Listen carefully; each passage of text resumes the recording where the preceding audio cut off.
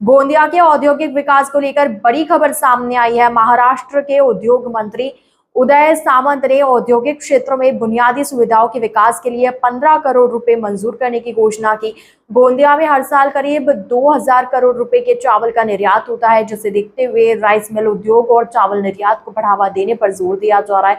परिवहन व्यवस्था बेहतर करने के लिए गोंदिया MIDC में कंटेनर पार्क और शहर के आसपास कंटेनर डिपो विकसित करने की योजना पर भी काम किया जा रहा है। वहीं डोंगरगांव में प्रस्तावित करीब 40 हेक्टेयर के MSME पार्क की भी समीक्षा की गई। मंत्री ने अधूरी बुनियादी सुविधाओं को जल्द पूरा करने और छोटे उद्यमियों को बढ़ावा देने की बात कही। इस न्यूज में इतना ही। अन्य खबरों के लिए जुड़े रहिए ITN नेशनल के साथ। स्वागत करतो। आज मी पूर्ण दिवस गोंदिया जिल्ह्याच्या दौऱ्यावर होतो। गोंदिया जिल्ह्याच्या दौऱ्यावर असताना सकाळी माझ्याकडे जो मराठी भाषा विभाग आहे त्या मराठी भाषा विभागाअंतर्गत नवेदर बांधला जे पुस्तकांचं गाव आम्ही लोकार्पण केलं, त्या कार्यक्रमाला उपस्थित होतो आणि त्याच्यानंतर मी उद्योग विभागाच्या बैठकींसाठी या ठिकाणी आलो। उद्योग विभागाच्या बैठकीमध्ये उद्योजकांची ज्यावेळी चर्चा केली तेव्हा काही गोष्टी माझ्या निदर्शनास आल्या। उद्योजकांनी एक 3-4 महत्त्वाच्या मागण्या माझ्याकडे केल्या आणि त्या मी पूर्ण करण्यामध्ये यशस्वी होईन अशी मला पूर्ण खात्री आहे। त्याच्यामध्ये सगळ्यात पहिली मागणी त्यांनी अशी केलेली आहे की कंटेनर पार्क जर गोंदियामध्ये झाला, त्यांनी तो उल्लेख केला होता की मिनी कंटेनर पार्क जर झाला तर आपल्याकडनं राईस मिलमधनं 2000 कोटीची जी उलाढाल होते त्याच्यामध्ये जाण्या येण्याचा खर्च नागपूरचा जो आहे कंटेनरचा तो कमी होईल आणि त्या संदर्भात मी स्वतः रेल्वेचे जे झा आहेत त्यांच्याशी मी बोललो। जिल्हाधिकारी, MIDCचे जॉईंट CEO कुंभार आणि झा असे 3 लोकांची आम्ही कमिटी केलेली आहे। त्या जागेमध्ये कोर्टात सुनावणी सुरू आहे। त्या MIDC दिल्यात आणि आमच्या आरोनी सांगितलं की ती जमीन MIDCच्या ताब्यामध्ये येऊ शकते। ती जर जागा MIDCच्या ताब्यामध्ये आली तर त्या ठिकाणी कंटेनर पार्क कशा पद्धतीने होईल त्यासाठी आम्ही प्रयत्न करतो आणि याचा फार मोठा दिलासा इथले जे राईस वर प्रोसेस करणारी जी युनिट आहे त्यांना चांगल्या पद्धतीने होणार आहे। पण आम्ही सकारात्मक पाऊल त्याच्यामध्ये टाकलेलं आहे। गोंदिया इंडस्ट्रीजची सगळ्यांची मागणी होती की 1995 सालामध्ये त्यांच्याकडे काहीतरी रस्ते, गटार आणि स्ट्रीट लाईट झाले होते, तर त्या कामासाठी 15 कोटी रुपयाची आवश्यकता होती। 15 कोटी रुपये देखील मंजूर करण्याचा आज बैठकीमध्ये आम्ही निर्णय घेतलाय। त्याच्यामुळं इन्फ्रास्ट्रक्चर गोंदियाच्या MIDCतला आहे ते अतिशय चांगल्या पद्धतीने होईल। गोंदियाचा सगळ्यात महत्त्वाचा भाग आहे की मध्य प्रदेश आणि छत्तीसगड हे कॉम्बिनेशन गोंदियाबरोबर आहे।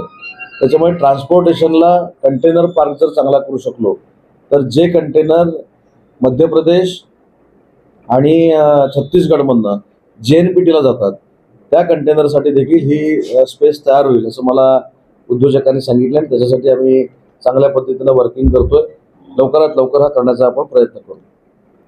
यानंतर उद्योजकांची अजून एक मागणी होती की ज्यांनी सौर ऊर्जेमध्ये जे गेलेले आहेत परंतु 10 किलोवॅटपेक्षा जास्त जर त्यांनी प्रोडक्शन केलं तर त्यांना जो काय एक वेगळ्या पद्धतीचा पैसा भरावा लागतोय, तर त्याच्यामध्ये मी देखील उद्योगमंत्री म्हणून आयोगाला विनंती करणार आहे की 10 किलोवॅट नंतर आपण त्यांच्याकडनं जर पैसे घेतले तर त्यांचं पूर्ण फिनान्शियल कॅल्क्युलेशन डाऊन होतंय, त्याचा पुनर्विचार करावा यासाठी देखील मी स्वतः मुख्यमंत्री महोदयांशी देखील बोलणार आहे आणि आयोगाला देखील विनंती करणार आहे। आता जी एक बैठक झाली ती मराठी भाषा विभागाची बैठक झाली।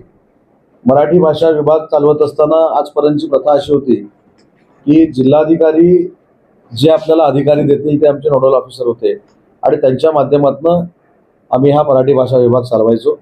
परंतु 1980 सालानंतर आज आम्ही अतिशय मोठा निर्णय घेतलाय पूर्ण महाराष्ट्रासाठी की या प्रत्येक जिल्ह्यामध्ये जिल्हाधिकारी कार्यालयामध्ये मराठी भाषेचा विभाग असेल। तिथे क्लास 1 ऑफिसर हा मराठी भाषेसाठी आउटसोर्स केलेला स्वतंत्र असेल, त्याची एक वेगळी कार्यालयाची यंत्रणा त्याला असेल आणि त्या कार्यालयाच्या यंत्रणेसाठी 500 स्क्वेअर फीटची जागा ही जिल्हाधिकारी उपलब्ध करून देतील। हे फक्त गोंदियामध्ये नाही तर महाराष्ट्राच्या प्रत्येक जिल्ह्यामध्ये करण्याचा आम्ही निर्णय घेतला। ते कार्यालय आता मराठी भाषेचं आपल्या गोंदियामध्ये देखील सुरू होईल। अजून एक झाडी बोलीच्या आणि झाडीपट्टीच्या निमित्तानं जो आम्ही निर्णय घेतलाय तो म्हणजे झाडी बोलीतले शब्द आणि त्याचा मराठी अर्थ असा शब्दकोश करण्याचा आम्ही निर्णय घेतला. त्याला देखील मी पैसे उपलब्ध करून देतोय. इथलं जे सांस्कृतिक भवन आहे ते कशामुळे अडकलं, काय अडकलं या खोलामध्ये मला जायचं नाही, परंतु पुढच्या 8 महिन्यामध्ये हे सांस्कृतिक भवन पूर्ण करण्याचा निर्णय जिल्हाधिकाऱ्यांशी चर्चा करून महाराष्ट्र शासनाने घेतलेला आहे. पुढच्या 8 महिन्यामध्ये किंवा 10 महिन्यामध्ये असेल हे गोंदियाचं सांस्कृतिक भवन देखील आपण अतिशय चांगल्या पद्धतीनं पूर्ण करू. इथले जे साहित्यिक आहेत ज्यांना पुस्तकं लिहायची आहेत परंतु काही आर्थिक विवंचना आहे, त्यांची पुस्तकं छापण्याचा निर्णय देखील मराठी भाषा विभाग पूर्ण महाराष्ट्रामध्ये घेतोय. त्याच्यामुळं मराठी भाषेला अभिप्रेत असलेलं काम हे गोंदियामध्ये करण्याचा निर्णय घेतलाय.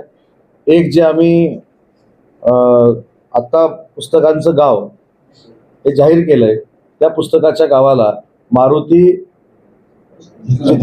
चितमपल्ली हे नाव देण्याचा निर्णय घेतलाय. आणि अजून एक साहित्यिकांची मागणी आहे की गोंदिया शहरामध्ये कवितांचं गाव करावं.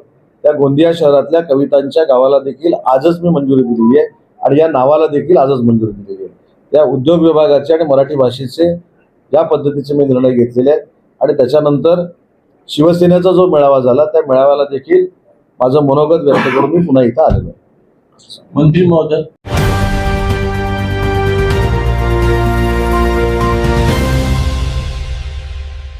ITN National